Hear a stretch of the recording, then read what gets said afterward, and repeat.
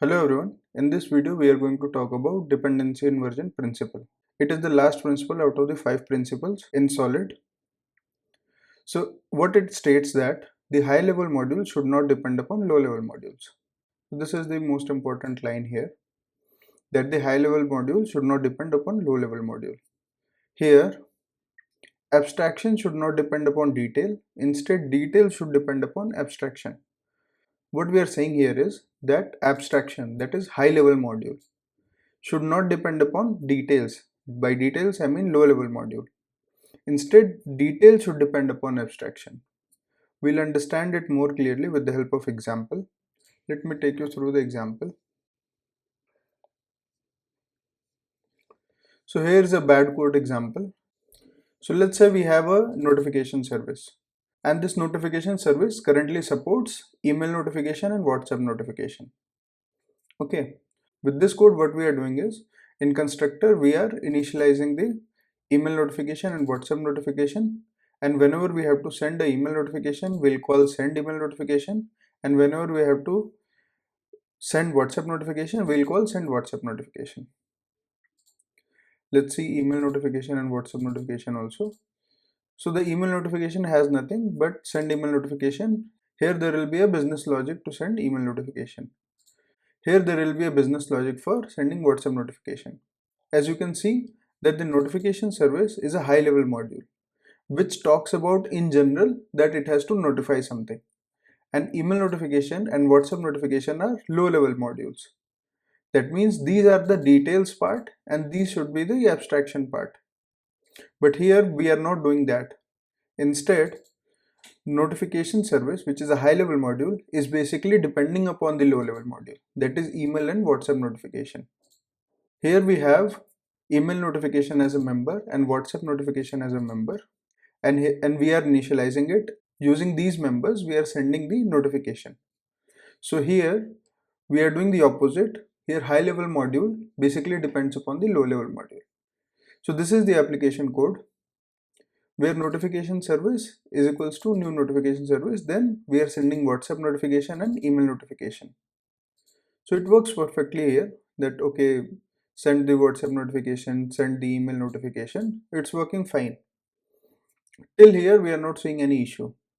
Here notification service is tightly coupled with email notification and WhatsApp notification. Now what happens if we try to add SMS notification?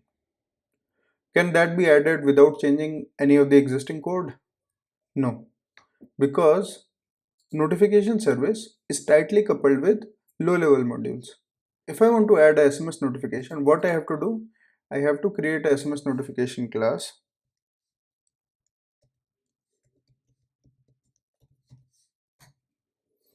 where I have to provide the body.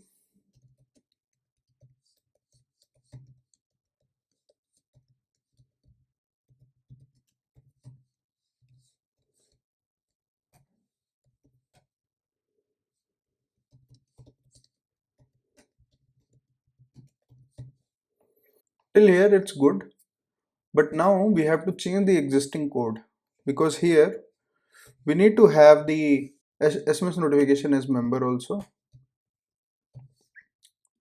Again, we have to change the constructor as well, and then we have to provide a method where we'll be sending the SMS notification, and then let's call it from the application. Now let's run it. So it is running fine, but you see the problem. We had to change the existing code itself. So that is an issue, and in future if some other notification comes like push notification, every time we have to change notification service class, which is not good and it is not scalable. Also, notification class is basically tightly coupled with email notification, WhatsApp notification and SMS notification. Now how to convert it to a good code? Let's see. Let's create an interface which is notification. Why we created it as an interface? Because this is a high level module and it should have a function which should be implemented by the low level modules. Let's create that void send notification. And now there should be low level modules which should be implementing this notification service. Let's create a package.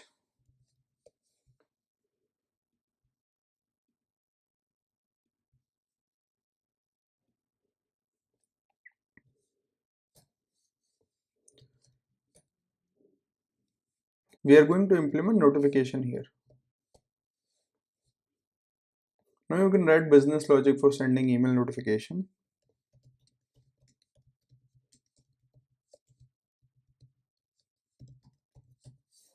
Now you see that email notification has already been implemented and we did not have to touch notification class. Let's run through the application class.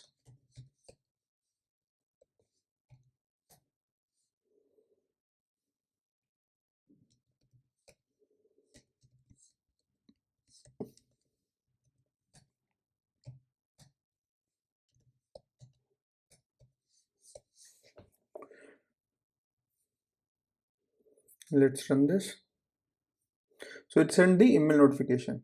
We have also decoupled here. Earlier notification service would be having these private members, but now it doesn't need to have anything. And what happens now if we want to add a new notification service?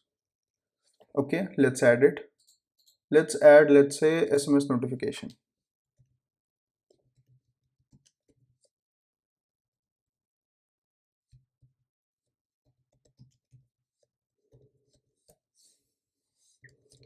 Let's implement notification interface, send the SMS notification. Yeah. So we have implemented SMS notification. Did we have to change anything? Did we have to change notification interface? No. Did we have to change email notification? No. Only one class has been added here, that is SMS notification, and nothing else.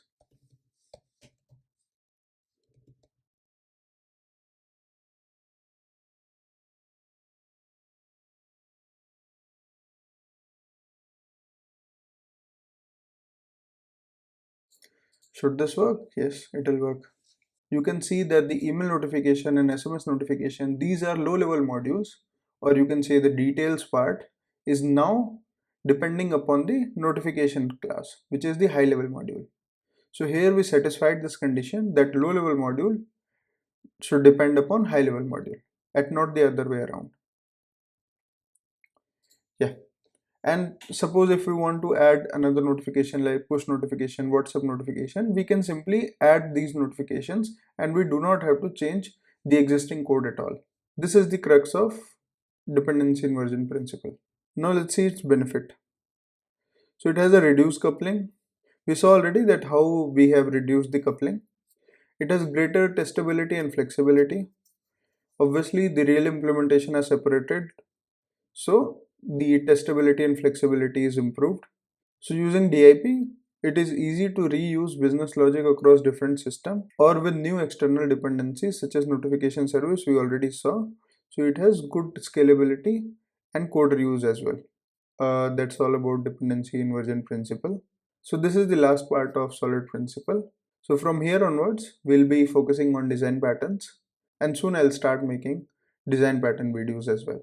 So congratulations to you if you have made it till here, and I'll see you in the next video. Thanks.